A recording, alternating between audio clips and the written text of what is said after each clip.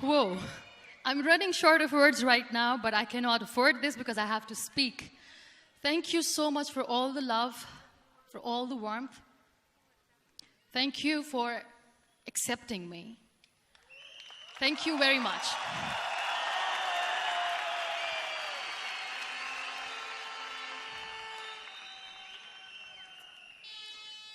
Well, I always start my talk with a disclaimer.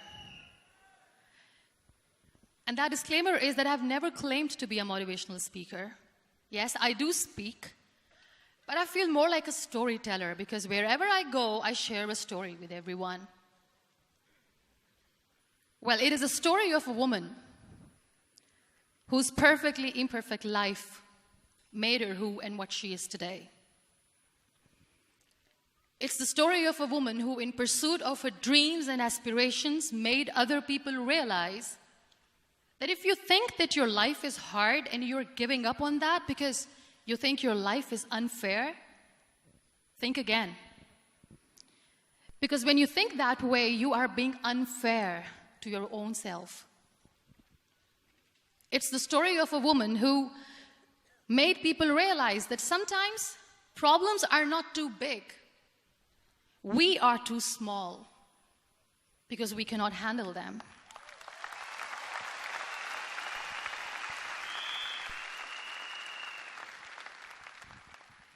It is the story of a woman who with time realized that real happiness doesn't lie in success, money, fame. It lies within. Real happiness lies in gratitude. So I am here and I'm going to share the story of that woman. That is my story. The story of gratitude.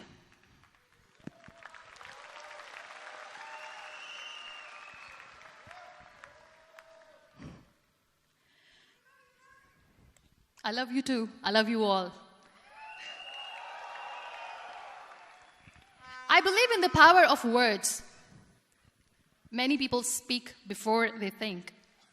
But I know the value of words. The words can make you, break you, they can heal your soul, they can damage you forever. So I always try to use the positive words in my life wherever I go.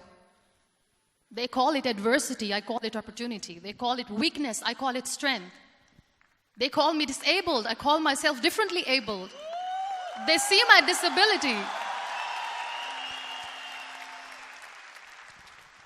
They see my disability. I see my ability. There are some incidents that happen in your life, and those incidents are so strong that they change your DNA. Those incidents or accidents are so strong that they break you physically.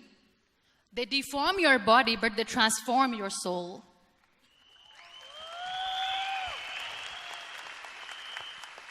Those incidents break you, deform you, but they mold you into the best version of you.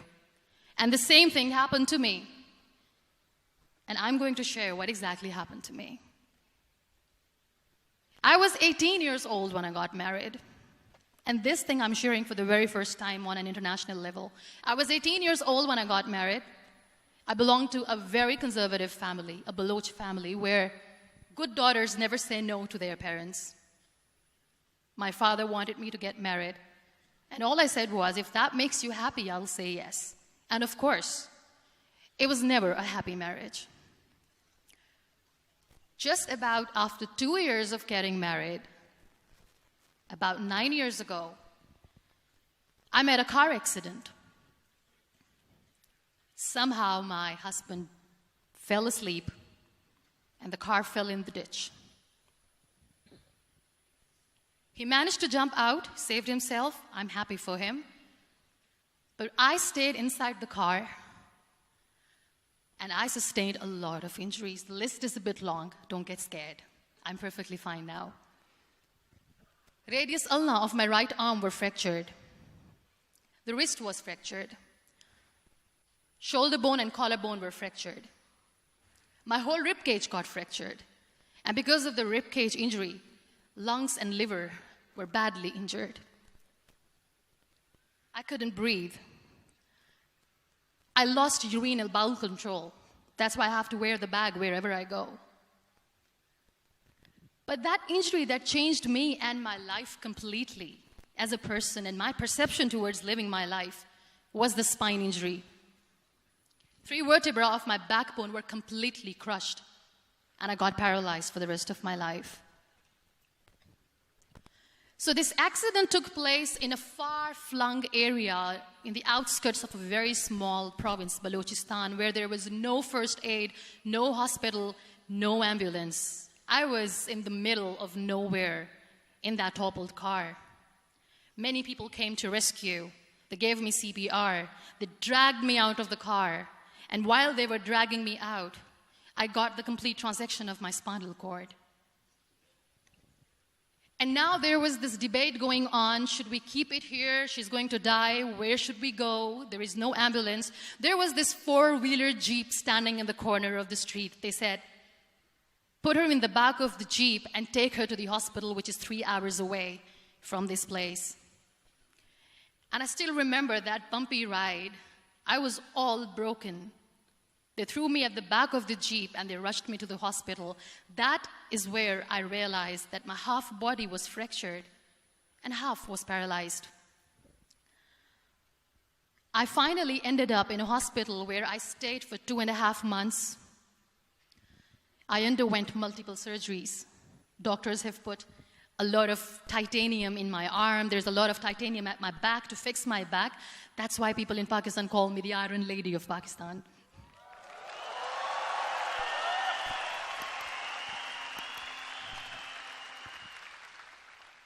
Sometimes I wonder how easy it is for me to describe all this all over again.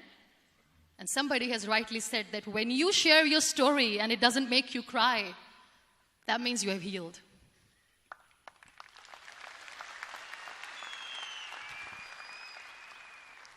Those 2.5 months in the hospital were dreadful. I will not make up stories just to inspire you. I was at the verge of despair. One day, doctor came to me and he said, well, I heard that you wanted to be an artist, but you ended up being a housewife. I have a bad news for you. You won't be able to paint again because your wrist and your arm are so deformed, you won't be able to hold a pen again. And I stayed quiet. Next day, doctor came to me and said, your spine injury is so bad, you won't be able to walk again. I took a deep breath and I said, it's all right.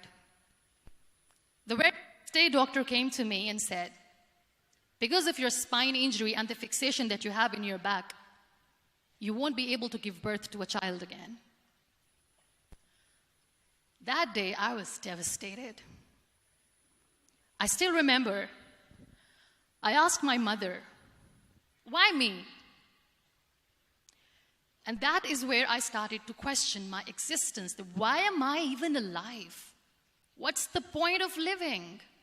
I cannot walk, I cannot paint, fine. I cannot be a mother. And we have this thing in our heads, being women, that we are incomplete without having children. I am going to be an incomplete woman for the rest of my life. What's the point? People are scared. They think I will get divorced. What is going to happen to me? Why me? Why am I alive? We all try to chase this tunnel. We all do this because we see light in the end of the tunnel, which keeps us going.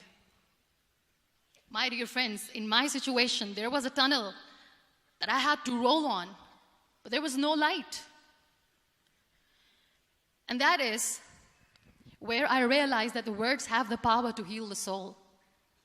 My mother said to me, this too shall pass. God has a greater plan for you. I don't know what it is, but He surely has.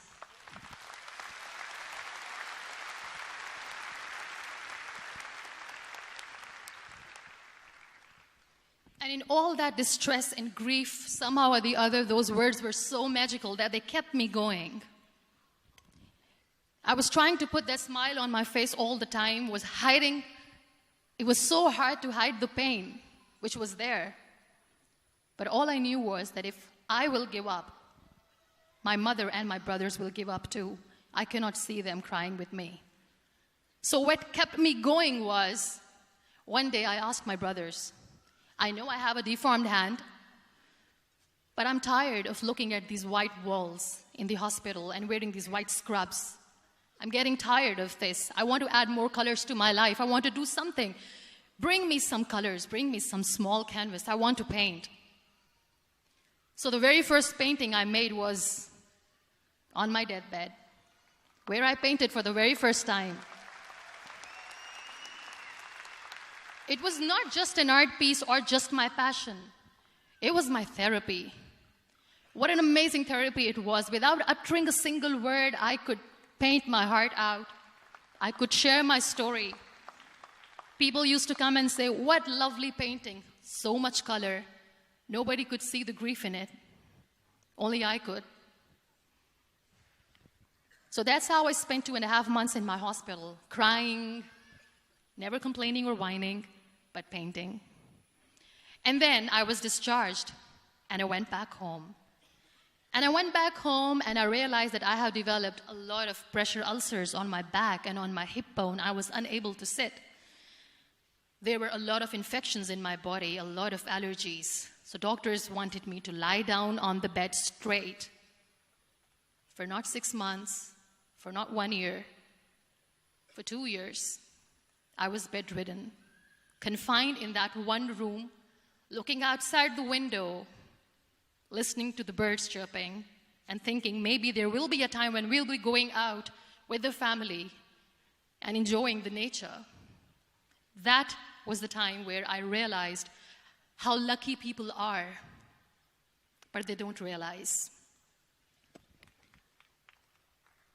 That is the time where I realized that the day I'm going to sit, I'm going to share this pain with everyone to make them realize how blessed they are, and they don't even consider them lucky. There are always turning points in your life. There was a rebirth day that I celebrated. After 2 years and 2.5 months, when I was able to sit on a wheelchair, that was the day when I had the rebirth. I was a completely different person. I still remember the day I sat on the wheelchair for the first time, knowing that I'm never going to leave this, knowing that I won't be able to walk for the rest of my life. I saw myself in the mirror, and I talked to myself. And I still remember what I said. I cannot wait for a miracle to come and make me walk. I cannot sit in the corner of the room crying, cribbing, and begging for mercy because nobody has time. So I have to accept myself the way I am. The sooner, the better. So I applied the lip color for the first time.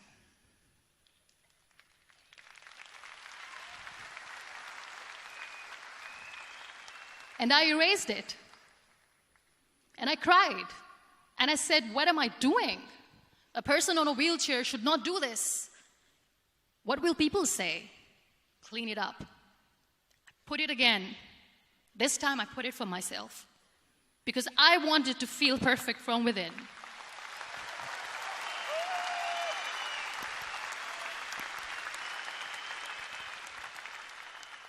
And that day I decided that I'm going to live life for myself. I am not going to be that perfect person for someone. I am just going to take this moment and I will make it perfect for myself. And you know how it all began? That day I decided that I'm going to fight my fears. We all have fears. Fear of unknown, fear of known, fear of losing people, fear of losing health, money. We want to excel in career, we want to become famous, we want to get money. We are scared all the time. So I wrote down one by one all those fears. And I decided that I'm going to overcome these fears one at a time. You know what was my biggest fear? Divorce. I couldn't stand this word. I was trying to cling on to this person who didn't want me anymore, but I said no. I have to make it work. But the day I decided that this is nothing but my fear, I liberated myself by setting him free. And I made myself emotionally so strong that the day I got the news that he's getting married, I sent him a text that I'm so happy for you and I wish you all the best. And he knows that I pray for him today.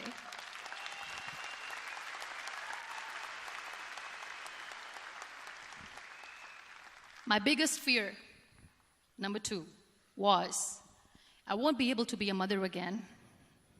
And that was quite devastating for me. But then I realized there are so many children in the world, all they want is acceptance. So there is no point of crying, just go and adopt one. And that's what I did.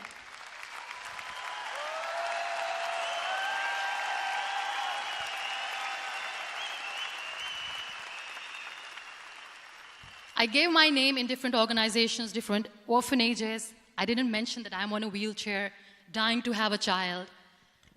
So I just told them that this is MUNIBA Mazari and she wants to adopt a boy or girl, whatsoever, but I want to adopt a kid. And I waited patiently. 2 years later, I got this call from a very small city in Pakistan. I got a call and they said, "Are you MUNIBA Mazari? There is a baby boy and would you like to adopt?" And when I say yes, I could literally feel the labor pain. I said, yes, I am going to adopt him. I am coming to take him home.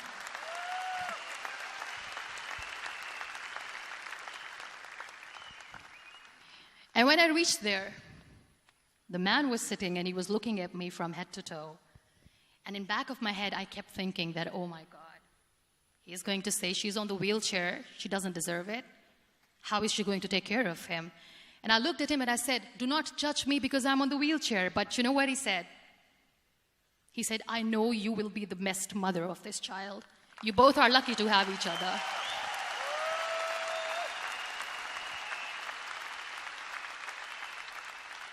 And that day, I was 2 days old, and today he's 6.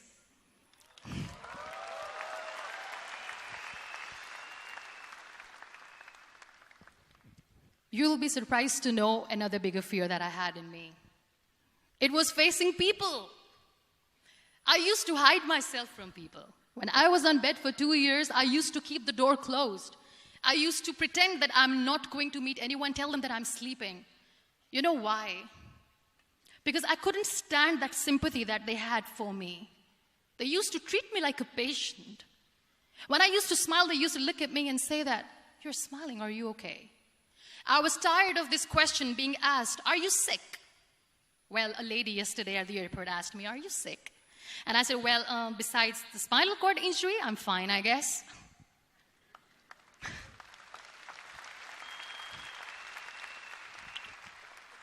But those are really cute questions. They never used to feel cute when I was on the bed. So I used to hide myself from people, knowing that, oh my God, I'm not going to see that sympathy in their eyes. It's all right. And today I'm here speaking to all these amazing people because I have overcome the fear.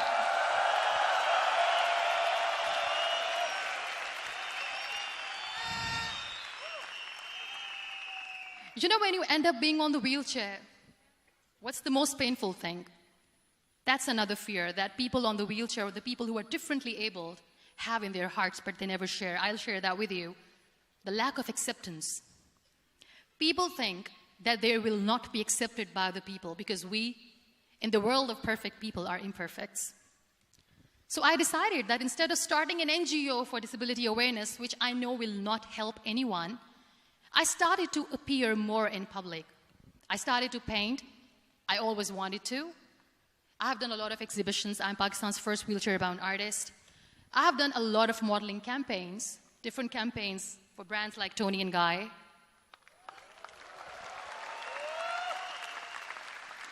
I have done some really funny, breaking the barriers kind of modeling.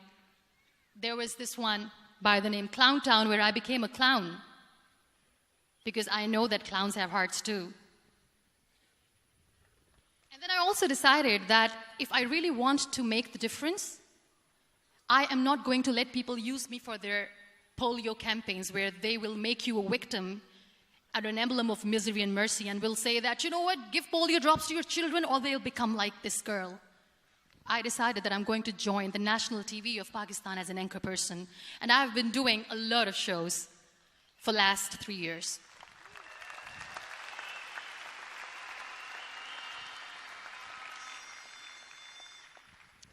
So when you accept yourself the way you are, the world recognizes you. It all starts from within. Thank you. I became the National Goodwill Ambassador for UN Women Pakistan, and now I speak for the rights of women, children. We talk about inclusion, diversity, gender equality, which is a must. I was featured in BBC 100 Women for 2015. I'm one of the Forbes 30 under 30 for 2016. And it all didn't happen alone. You all are thriving in your careers. You have bigger dreams and aspirations in life. Always remember one thing. On the road to success, there is always we, not me. Do not think that you alone can achieve things. No. There is always another person who is standing behind you, maybe not coming on the forefront, but behind you, praying for you and supporting you. Never lose that person. Never.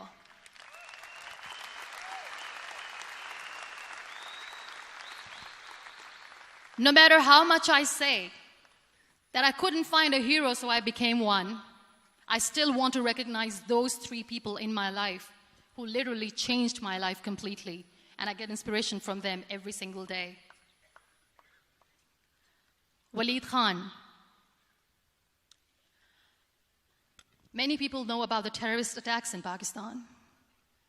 We have lost many people. And I'm sharing this with a very heavy heart because we actually have lost a lot of people in this huge turmoil of terrorism. These people are barbarians. They do not see people. They're even worse than animals. They have killed people in mosques. They have killed people in churches, temples, even in schools. There was this terrorist attack in Army Public School, Peshawar, where these terrorists entered in an examination hall and they killed our children. And in that attack, that day, this beautiful boy, Waleed Khan, who was my hero, my real life hero, was the proctor who was taking care of the students, was keeping an eye on the students. Those barbarians shot him 3 times in the face, 5 times on his body, and he fell down. I was asked to give a talk in the school after a week of that terrorist attack. With a very heavy heart, I went there and I spoke. We sang a few national songs. I thought that maybe I've done my part, but deep inside, it was killing me. I could see children injured. I could see children sitting on the wheelchairs, looking at me, wondering, what next? What was our fault? Just because we were here to give examination, we have been shot. So many people, so many children lost their friends. Their classrooms were empty. The next day they went to the classroom. So this kid, Waleed Khan, I was asked that he is in a hospital right now, and you have to go and see him and motivate him and tell him that it's going to be okay. And when I saw Waleed Khan coming on the wheelchair for the first time in front of me, face was all deformed. His leg was fractured, his arm was fractured. He couldn't talk, he lost his teeth. He cannot sneeze, he cannot smell. He cannot eat. And I kept thinking, what should I say?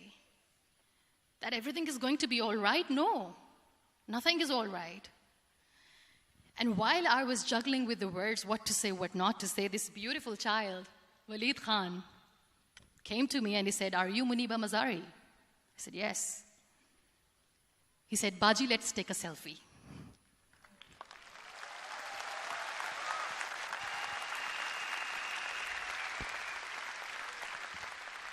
And with that beautiful, toothless smile of Waleed Khan, we took that beautiful selfie that I still have with me.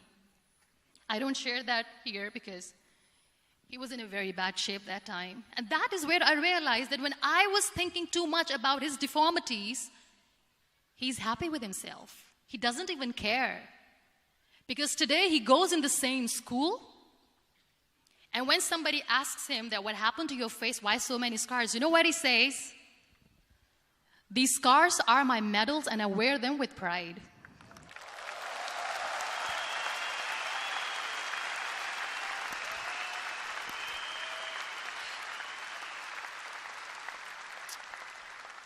And how beautifully he says the terrorists wanted me not to study. I am going to study. I will become a doctor one day.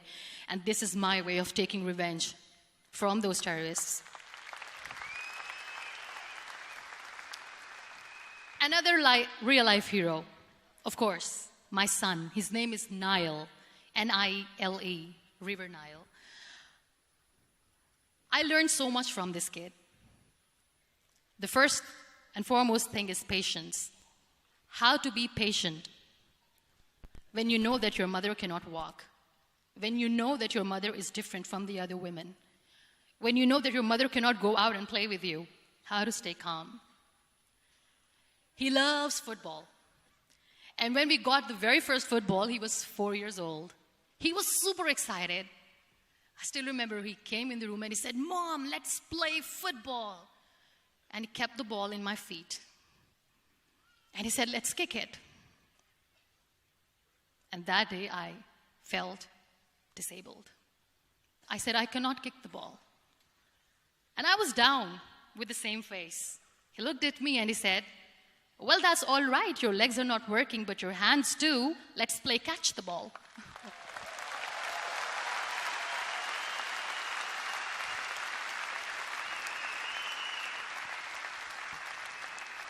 You know what? That day he made me realize that when you think your glass is half empty, come on, your glass is half full. It's all in here and here. Last but not least, the woman who made me realize that heroes have no gender. The woman who believed in me even when I was completely at the verge of despair, where everybody left, she was there. And every time I looked at her, without saying anything, she used to look at me and said, "This too shall pass. God has a bigger plan. And one day you will say that, oh my God, that is why God has chosen me." She never cried in front of me. She has always said that there will be haters, there will be naysayers, there will be disbelievers, and then there will be you proving them wrong. My mother.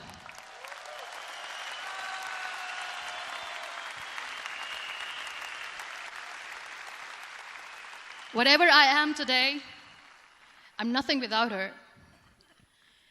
I'm nothing without her. Thank you, Mama. I wish you were here. Thank you for making me who I am today.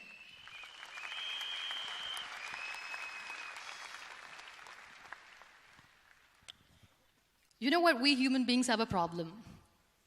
Out of many problems, there is one more, and this is a self-created one. We always expect ease from life.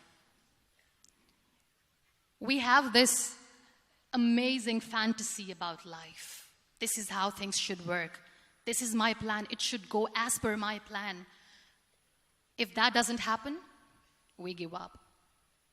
So my dear friends, let me tell you one thing. I never wanted to be on the wheelchair. Never thought of being on the wheelchair. I was always aspiring to do bigger things, but had no idea that for that I have to pay the price to be where I am today. It's a very heavy price.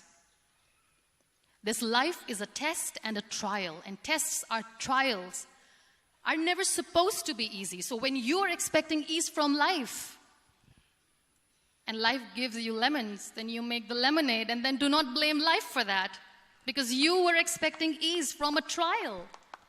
Trials make you a stronger, better person. Life is a trial, and with time you realize that.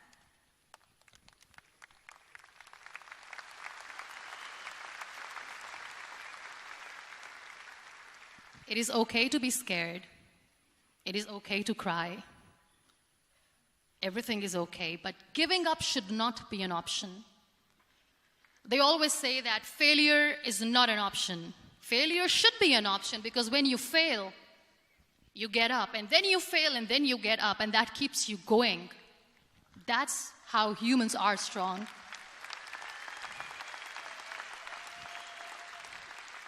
Failure is an option, should be an option, but giving up is not.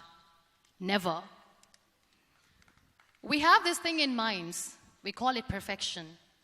We want everything perfect. We want ourselves to be perfect. There is this image in our head about everything. Perfect life, perfect relationships, perfect career, perfect amount of money that we need to earn no matter what. Nothing is perfect in this world. We all are perfectly imperfect, and that is perfectly all right. That's all right. We were sent here not to become the perfect people. Those people who tell you how to look perfect, even those people are imperfect. Trying to fight this fear of looking imperfect. I used to be perfect. I still remember. I got this compliment years ago when I used to walk. Oh my God, look at you. You're fair, you're tall, you're perfect. Look at me now. You're still perfect. Only the perfect eyes can see that. Only the perfect eyes will see that. Only the perfect eyes will see that. So yes, in all those imperfections, you have to listen to your heart. You don't have to look good for people. You don't have to be perfect just because other people want you to be perfect. If your soul is perfect from within, that's all right. This is all what you want. This is all what you need to be. Our society has made very weird kind of norms to look perfect and great. For men, it's different. For women, it's different.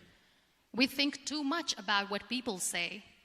We listen to ourselves too little. You know what makes you perfect? When you make someone smile. You know what makes you perfect? When you try to do something good for the people around you. You know what makes you perfect? When you feel someone's pain. And how beautiful pain is that it connects you with people. No other medium can connect you with others but pain. That's why I always say that I'm in pain, and that's a blessing in disguise for me. Today, just because I'm in pain and I'm on the wheelchair, I work for children. Being the head of CSR for a company, we conduct medical camps in far-flung areas of Pakistan where so many kids die because they don't have medical facilities. And I personally believe just because they cannot afford to live doesn't mean we'll let them die. So we give them money, we give them medical treatment, we try to heal their wounds, physical and emotional. And I also work for the beautiful people, we call them third gender, the transgender community of Pakistan. You know what connects me with them? All my imperfections. When I go and I hug them, they never judge me. And this very good friend of mine, her name is Bijli. Bijli means electricity. She calls herself electricity. And I said, are you electricity? She says, no, I'm lightning. I'm as strong as lightning. Because we have very bad power outage, so she doesn't want me to call her electricity. So she says, I am very strong. I'm thunder, I'm lightning.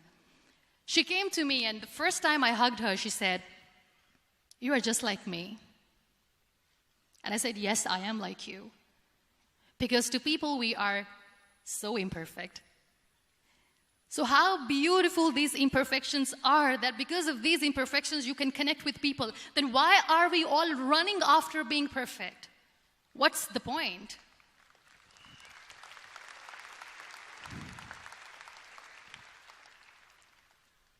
Every time I go in public, I always smile. It's always a big toothy smile on my face, and people ask me, don't you get tired of smiling all the time? What's the secret?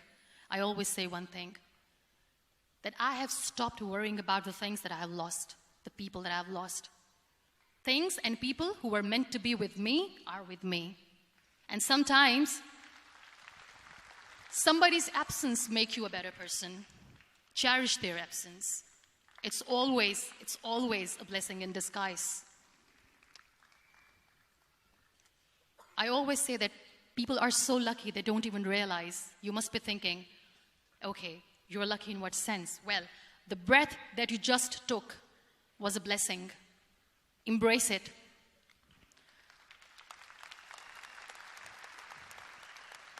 There are so many people in the world who are dreaming to live a life that you are living right now. You have no idea. Embrace each and every breath that you are taking. Celebrate your life. Live it. Don't die before your death. We all die.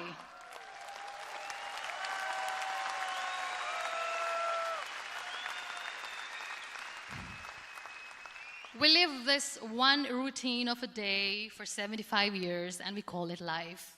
No, that's not life. If you're still thinking why you have been sent here, if you're still juggling with the concept of why you are here, you haven't lived yet.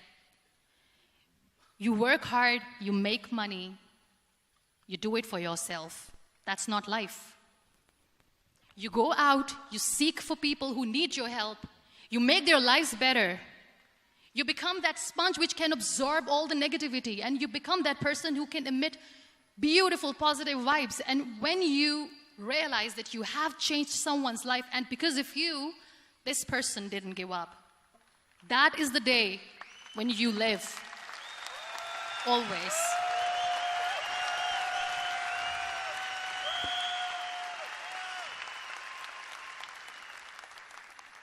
We were talking about gratitude, why I smile all the time. I cry all night when nobody sees me, because I'm a human and I have to keep the balance. And I smile all day because I know that if I will smile, I can make people smile. That keeps me going.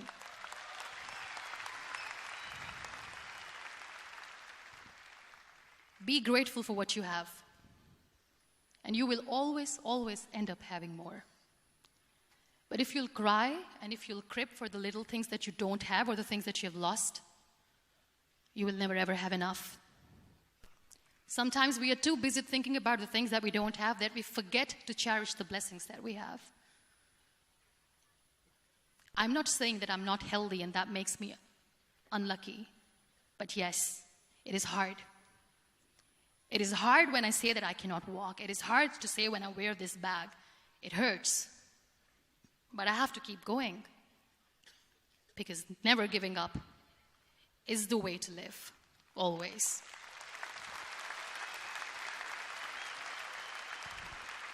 So I'll end my talk on a very short note.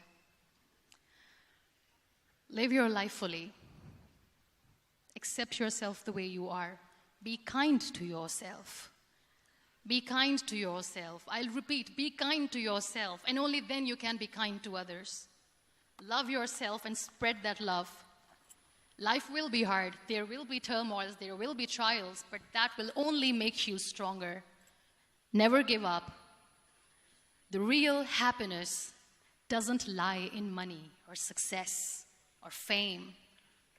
I have this all, I never wanted this. Real happiness lies in gratitude. So be grateful, be alive, and live every moment. Thank you so much, everyone. Thank you.